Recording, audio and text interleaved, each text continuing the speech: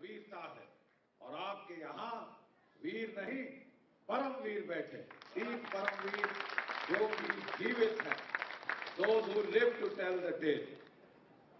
बच्चों, कल, आज और कल हिंदी एकमात्र भाषा है जिसमें जो कल बीत गया और जो कल आने वाला है उसके लिए अल्फाज एक ही है, एक ही अल्फाज। और मैं वो कल हूं और हम यहां बैठे हुए बूढ़े सैनिक सफेद बालों वाले वो कल है बच्चों जो बीत गया। आप वो कल है जो आने वाला है। और जब वेटरन्स इंडिया के पदाधिकारी मेरे पास घर आए आमंत्रित करने के लिए, तो मैंने पूछा आप मुझे बताइए आपके ध्येय क्या है, आपका लक्ष्य क्या है। और मुझे बड़ी खुशी हुई सुन के बच्चों कि उन्होंने कहा कि हम घर घर जाकर, गांव गांव जाकर, शहर शहर जाकर हम इस देश में देशभक्ति की भावना भरेंगे, नेशनलिज्म की भावना भरेंगे। देवियों और सज्जनों, आज जब हमारे यहाँ के कॉलेजों में, जेएनयू में, जादवपुर यूनिवर्सिटी में, हैदराबाद यूनिवर्सिटी में और अभी एक और अशोका यूनिवर्सिटी कल परसों हमने सुना कि उन्होंने एक प्रस्ताव पारित किया कि साहब कश्मीर में प्लेबिसाइट हो। ये इस तरह से हमारे बच्चों का जहर भरा जा रहा है। मैं केवल आज एक वेटरन की ओर से मैं केवल आपको चेतावनी देना चाहता हूं कि सीरिया जहां गदर हो रहा है, जहां गृह युद्ध हो रहा है, आप जानते हैं ये सब तमाशा कहां से शुरू हुआ? वहां की यूनिवर्सिटीज में इसी प्रकार का तमाशा फॉरेन इंटेलिजेंस एजेंसीज ने शुरू किया था। आपके स्टूडेंट लीडर्स को खरीदकर बिकाऊ है देश के लोग यहां पे। जयचंद आखिरी जयचंद नहीं था। ये जयचंद का जो जीन है ये तो भरा हुआ है, हमारी नसों में फैला हुआ है। जब भी कोई बाहर से हमला हुआ है जयचंद पैदा हुए हैं। कुछ दिन पहले बेटा मेरे को मेरी पलटन से फोन आया, वो लोग श्रीनगर में, वो लोग जम्मू कश्मीर में थे कि सर ये क्या हो रहा है, ये आजादी आजादी बुरहान वानी के नारे तो हमने सुने थे जम्मू कश्मीर में, क्योंकि यहां पे गदर घपला चल रहा है। अब ये नारे दिल्ली में लग रहे हैं। ये नारे हमारे बच्चों के दिमाग में जहर भरेंगे और हम लोग देखते हाथ पे हाथ धर के देखते रहेंगे जब लोग हमारी राजधानी में इस देश को तोड़ने की बात करेंगे। एक कृष्ण कन्हैया तब थे और आज के युग में तो नए कृष्ण कन्हैया पैदा हो गए। और इसलिए बहुत अनिवार्य हो गया है, बहुत जरूरी हो गया है कि हम देशभक्ति की भावना, देश प्रेम की भावना वो लोग फैलाएं जिन्होंने उसके बारे में कोरा बकवास या बात नहीं करी, जिनका पूरा जीवन इस देश के लिए समर्पित रहा है, जो हर पल अपनी जान हथेली पे रख के वो ऑपरेशंस के अंदर गए। मुझे बड़ी खुशी होती है ये कहते हुए कि मैं 1971 के बैच का हूं। मेरे बैच में एक सेकंड लेफ्टिनेंट अरुण खेत्रपाल परमवीर चक्र 21 वर्ष की आयु पर प्राप्त हुए और दूसरे कर्नल नीलकंठ जयचंद्रन नायर अशोक चक्र, कीर्ति चक्र।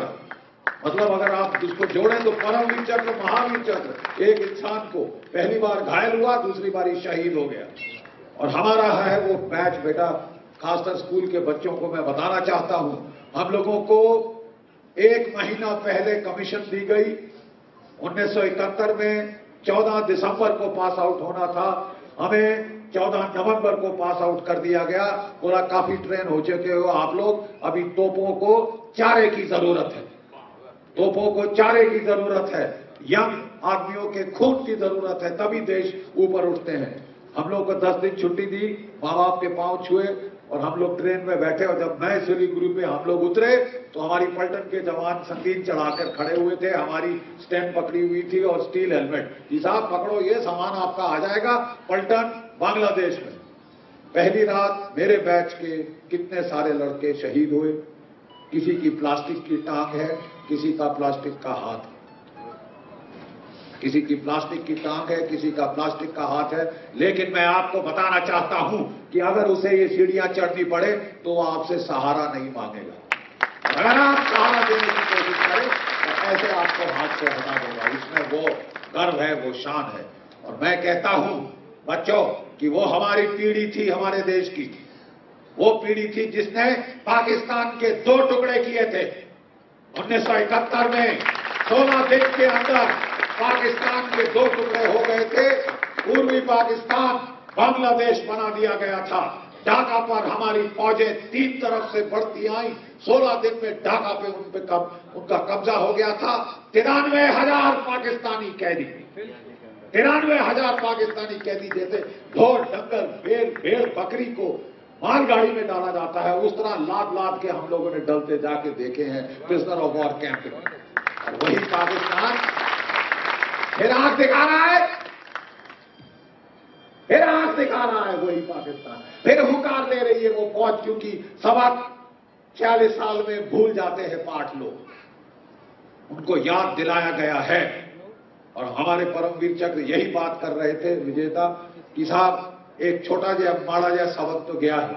बच्चों, मैं आपसे कहना चाहता हूं कि हमारी पीढ़ी ने पाकिस्तान के 2 टुकड़े किए और मुझे पूरा उम्मीद है, मुझे पूरा भरोसा है कि अगर पाकिस्तान ने फिर छेड़खानी करी, बेवजह खूना खच्चर किया, तो ये जो पीढ़ी है आज की, वो पाकिस्तान के बचे हुए पाकिस्तान के 4 टुकड़े कर सकती है, 4 टुकड़े करेगी। और हम बुढ़े सफेद बालों वाले जाएंगे, चाहे गांव-गांव जाना पड़े, गांव-गांव जाना पड़े, हम जाएंगे। और बच्चों में वो भावना भरेंगे कि अपने दुश्मन पे टूट पड़ो, न डराओ अड़िसाओ, जब जाए लड़ो, निश्चय कर मन में जीत करो, जीत करो। भाई फौजी के लिए कोई रनर अप का प्राइज नहीं होता। हमारी पलटन में जब कोई टीम दूसरा या तीसरा नंबर पे आती थी तो सीओ साहब का आदेश था कि ये पूरी की पूरी टीम दफा हो जाए, पलटन के गेट के बाहर जाके तंबू लगा के रहेगी, ये अंदर नहीं आएगी। फौज में या तो जीत होती है, या विजय, या वीर गति, कोई तीसरी चीज नहीं होती। ये हम लोग कहने की बात नहीं कह रहे, ये हमने किया हुआ है, इसलिए ये बता रहे हैं। सारे जो यहां बैठे हैं और खासकर हमारे 3 परमवीर चक्र, जितना इन्होंने बलिदान दिया है, शायद ही कोई दूसरा आदमी है इस हिंदुस्तान की सरजमीन पर जो कह सकता है डंडे की चोट पे कि मैंने अपने देश के लिए ये किया है, बोला नहीं, किया है, आई हैव डन इट, और तुम मेरे पीछे चलो। फौज में एक अफसर को एक ही हुक्म देने के लिए कहा जाता है, वो पता क्या होता है, मेरे पीछे मूव,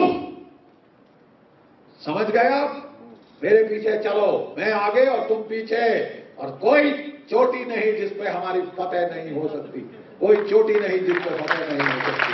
मैं ज्यादा आपका समय नहीं दूंगा।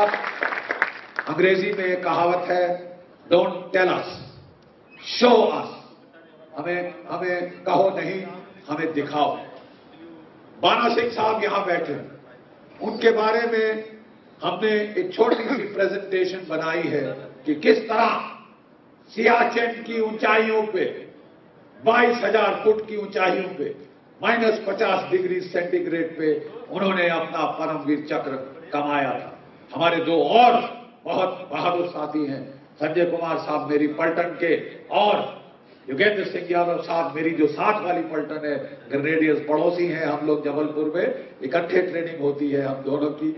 उनके बारे में भी हम बना रहे हैं इस प्रकार के चित्र। और आपने देखा होगा इंडिया टुडे पे कल और परसों 2 दिन से चल रहा है 1971 का युद्ध का, जो हमारी नौसेना ने कराची में घुस के दुश्मन को मार लगाई थी, 6 जहाज डुबोए थे उसके बांध में जाके, घर में जाके, और कराची में जो सारे पेट्रोल टैंक थे ऐसे आग लगाई कि 7 दिन कराची के ऊपर सूरज नहीं दिखा था, इतना धुआं हुआ था। वो अभी चल रही है और इनकी भी जो फिल्में हैं आगे हम देखेंगे, ताकि हम चाहते हैं हर टेलीविजन स्क्रीन पर देश में ये वीर गाथाएं पहुंचे।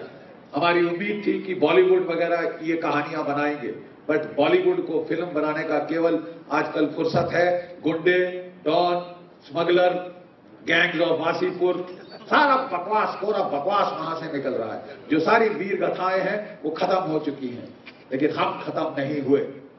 जब तक हम फौजी जिंदा हैं, हम देखेंगे कि हमारे देश में देशभक्ति की भावना नहीं मरेगी।